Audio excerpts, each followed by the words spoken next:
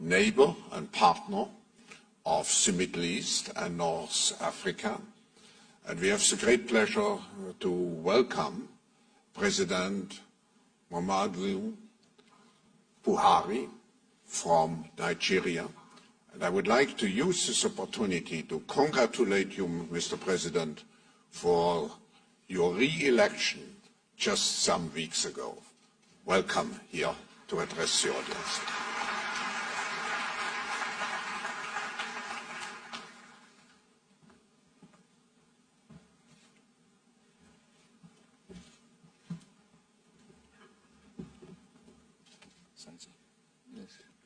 Bismillahirrahmanirrahim. Your Majesty, King Abdullah II of the Hashemite Kingdom of Jordan, Your Excellency, the President of Armenia, Your Excellency, the President of Djibouti, Your Excellency, the President of Palestine, Your Excellency, the Vice President of Panama, Your Excellency, the Prime Minister of Jordan, Your Excellency Antonio Guterres, Secretary General of the United Nations, Your Excellency, President of the World Economic Forum, Excellencies, delegates, distinguished ladies and gentlemen. Permit me to start by thanking His Majesty King Abdullah bin Hussein of Jordan for the special invitation to speak to you briefly at this event. I also want to congratulate the World Economic Forum for organizing this forum with the theme of building new platforms of cooperation. In this digital age, where physical borders no longer exist to protect even the most secured nations, the only way to overcome predatory and diversionary forces is for all well-meaning nations to work together for the greater good of mankind. Simply put, cooperation among sovereign nations is no longer a choice. It is an absolute necessity. In the last 10 years, the world as we know it has completely changed. We have seen and experienced significant shifts on many fronts: in technology, population and migration, trade and geopolitics, climate change, and many more. For some nations, these trends have had positive impacts. But of course, we have also seen the negative and destructive outcomes of these trends in other countries. It is my view that no region of the world has felt the full impact of these dramatic shifts and shocks like the Middle East and Africa, North and Sub-Sahara. On one hand, our region is blessed with very young, vibrant, enterprising and dynamic population. We also have valuable natural resources that are the envy of many nations. These assets and endowments contributed to our region experiencing some of the highest economic growth rates in the world. On the other hand, however, we have also been hosts to some of the deadliest conflicts in recent history. The death, damage and destruction caused by terrorist groups such as Al-Qaeda, ISIS, and Boko Haram over the last 10 years will take decades to repair. By the special grace of God, today most of these terrorist organizations have been significantly degraded. The world came together to achieve this. Now we are faced with the task of rebuilding. It is at this point that we must ask ourselves how we, as a region, got to this point. The answer at least in the case of Nigeria, is the lack of social and economic inclusion.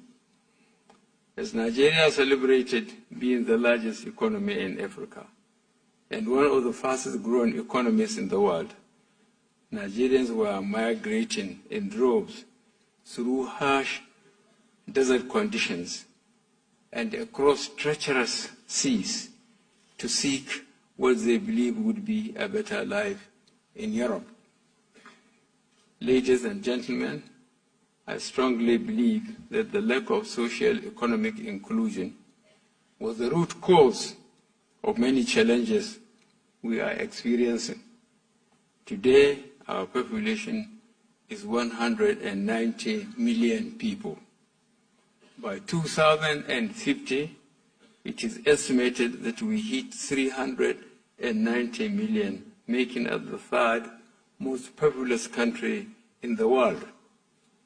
This means we must start working now to ensure this population is productively engaged. In the last 4 years, we focused on security while implementing inclusive policies. On the security front, we made significant gains in fighting Boko Haram. We have recaptured all territories held by Boko Haram in 2014.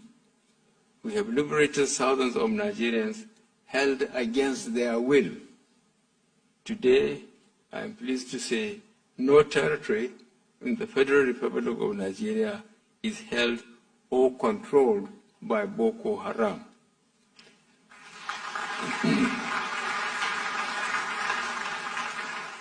We are extremely grateful to the many countries that have stood with Nigeria to confront this global scourge, and in particular the Kingdom of Jordan, under the leadership of His Majesty the King.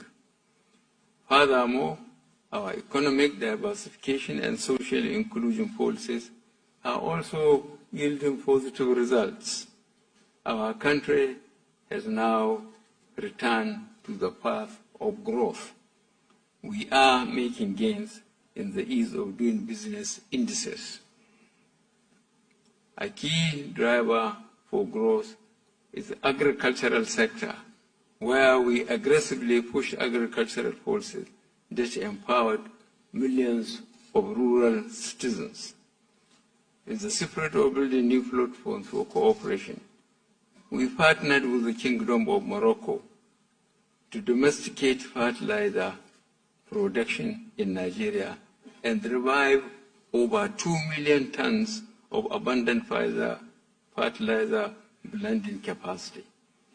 The outcome is we created tens of thousands of jobs in agriculture, logistics, manufacturing, and retail sectors.